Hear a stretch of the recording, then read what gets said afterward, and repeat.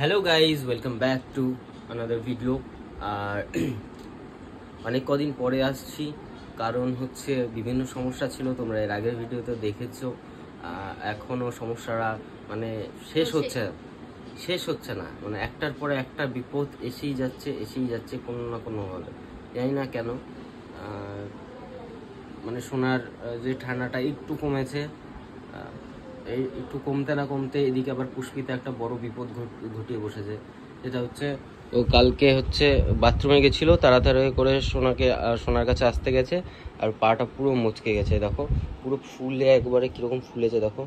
এবার এটার জন্য মানে ও কালকে সারা দিন সারা রাত ঠিক মতন ঘুমাতে পারেনি, আমিও ঘুমাতে পারিনি।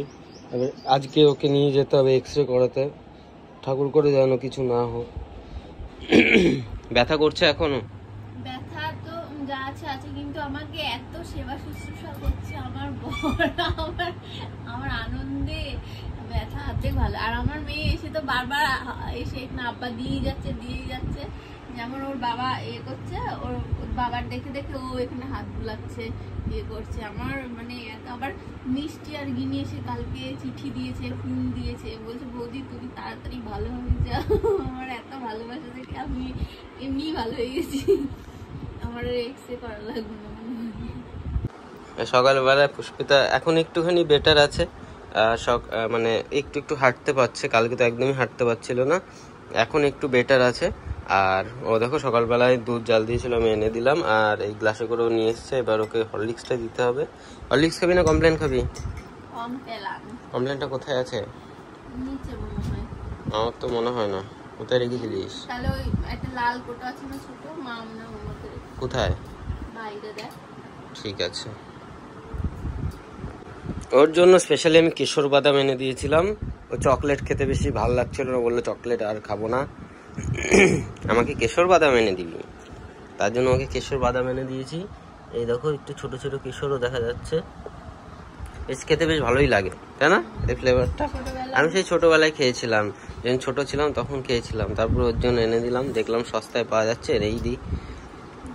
আর সোনা গেছে বাপের সঙ্গে ঘুরতে, ও সেই 5টার সময় উঠেছে। 5টার সময় উঠে পটি করেছে, পটি করার পর থেকে সেই কান্নাকাটি আরম্ভ করেছে এই ঘরে আসার জন্য। মানে ও সকালবেলায় নেশা যে উঠে এই ঘরে আসবে, এই ঘরে এসে ঠাম্মি আর দাদুর সাথে খেলা করবে, তারপরে অন্য কথা।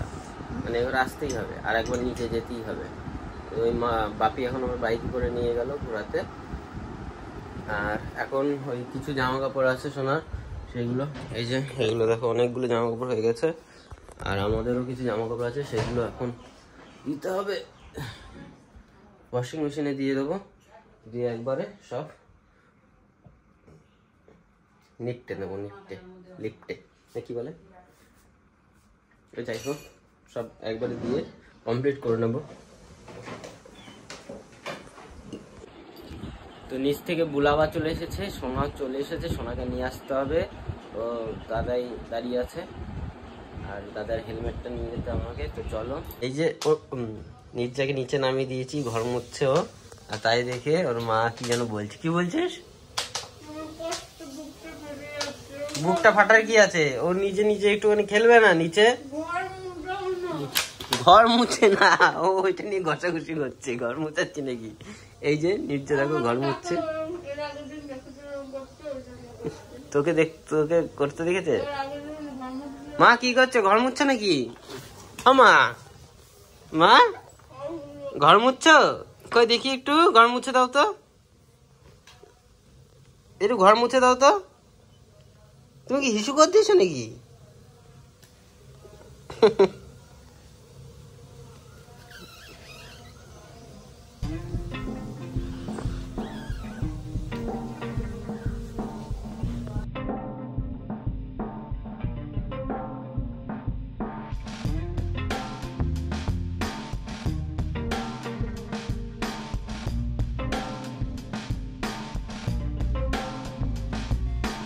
দেখো এখন মানে ওর পায়ে খুবই অবস্থা খারাপ, তাও হেঁটে হেঁটে যাচ্ছে এইটুকু, কারণ টোটো এই গলিতে ঢুকতে যায় না।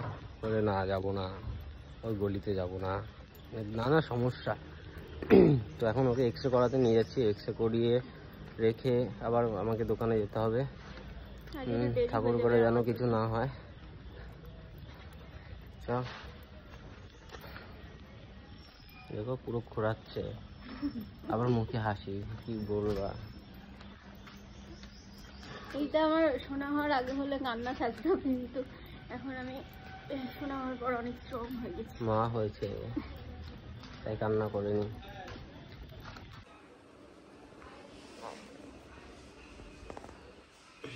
যাওয়ার আগে বেঁধে দিয়ে যাই, ভলিনি লাগিয়ে দিয়ে বলল ভালোই চোট লেগেছে, একটা অর্থোপেডিক ডাক্তার মানে হাড়ের ডাক্তার দেখিয়ে নিতে।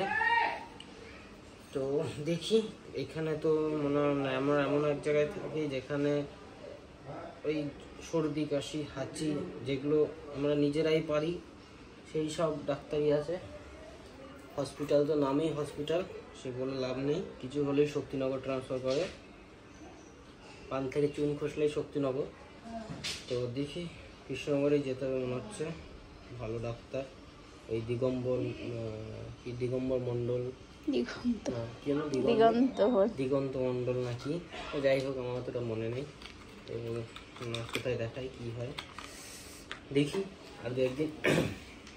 তো আমি এখন ভালো হয়ে যাবো, ডাক্তার দেখানো লাগবে না, আমার অনেক দেরি হয়ে গেছে। তো আমি আসছি, চলো টাটা। তো গাইজ সেদিনকের পর থেকে 2 দিন হয়ে গেছে আমাদের ভিডিও করা হয়নি, কারণ পুষ্পিতাকে নিয়ে ব্যস্ত ছিলাম, তার মধ্যে সোনাকেও দেখতে হয়, তো এর জন্যই আর ভিডিও করার টাইম হয়ে ওঠে না। আর এমনিতে তো আমাকে দোকানে যেতেই হয়, তো এই সব মিলিয়ে মোটামুটি আমরা টাইম পাচ্ছিলাম না। তো আজকে যাই হোক সকাল সকাল উঠেছি, আর আমি সেই অনলাইন থেকে মুগ ডাল, সবুজ কালারের মুগ ডাল অর্ডার করেছিলাম। তো সেটা দিয়ে অনেক দিন ভাবছিলাম একটু ধোসা বানাবো, মানে মুগ ডালের ধোসা। তো সেটা বানানোর জন্যই আজকে সকাল থেকে উঠে পড়ে লেগেছি। আর পুষ্পিতা এখন একটুখানি ভালো আছে, ওর পাটাও অনেক ফোলা কমেছে, কারণ এই 2 দিন অনেক কষ্ট করেছি ওর জন্য, তো ও অনেক কষ্ট পেয়েছে।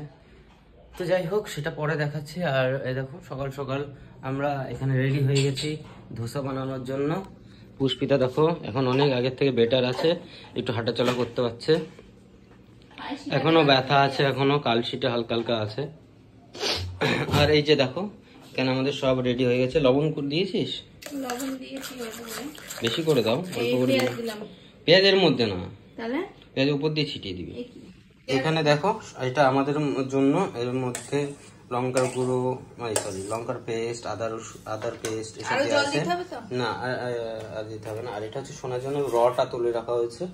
এবার যেহেতু লবণ খাবে না, তাই এটা আলাদা করে ঝাল লঙ্কা কি করছে ওটা আবার একটু দিয়ে দিই, তাহলে হবে তো সবার, না একটু জল দিতে হবে, দেখা যাক।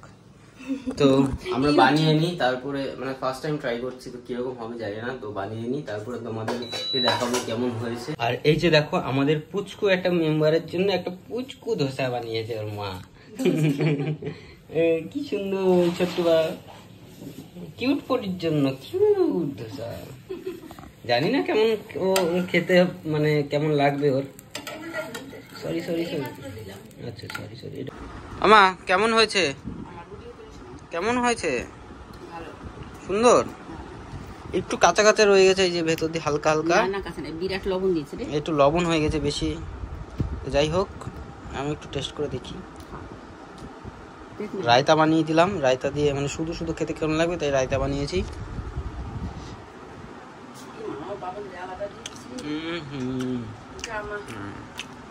Tasty tasty.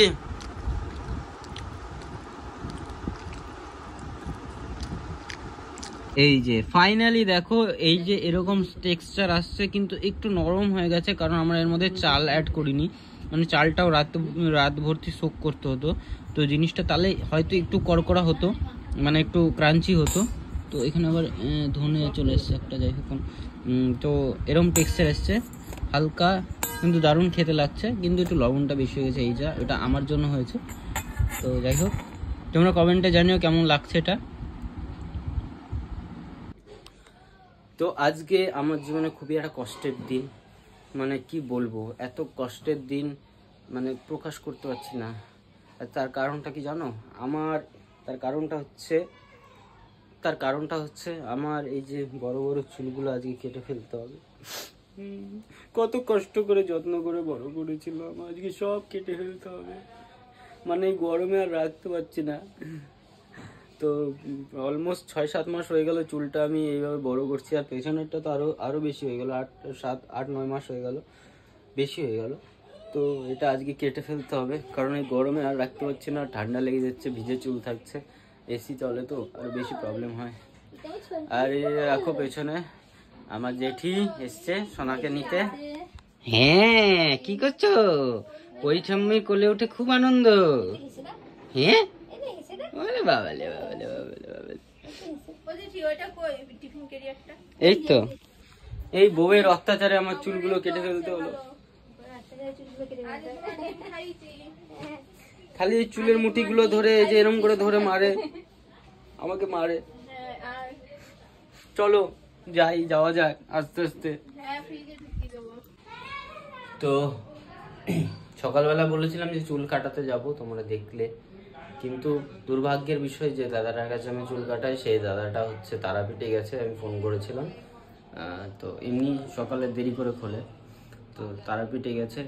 এবার চুল তো কি করব আর সহ্য হচ্ছে না, তো তাই নিজেই যাবো। এখানে হালকা ট্রিম করে দিলাম, এই মানে যে জুলফিটা থাকে জুলফিগুলো তুলে দিলাম। তো ব্যাস আমার চুল কাটা কমপ্লিট হয়ে গেছে। আর এখন বিকেল বাজে 5:50। এসে আমরা একটু রেস্ট নিলাম, খেলা করলাম, কোয়ালিটি টাইম স্পেন্ড করলাম। তো আজকে ভিডিওটা তাহলে এখানে শেষ করি, আর কিছু দেখানো নেই। তোমাদের মেন ইনফরমেশন দেওয়া ছিল যে পুষ্পিতা কেমন আছে, ওটা দিয়ে দিয়েছি। তো এখন হয়তো কালকে থেকে আবার ভিডিও করতে পারবো ভালো মতন। তো ভিডিওটা কেমন লাগলো অবশ্যই জানিও। ভিডিওটা ভালো লাগলে অবশ্যই লাইক করে দিও।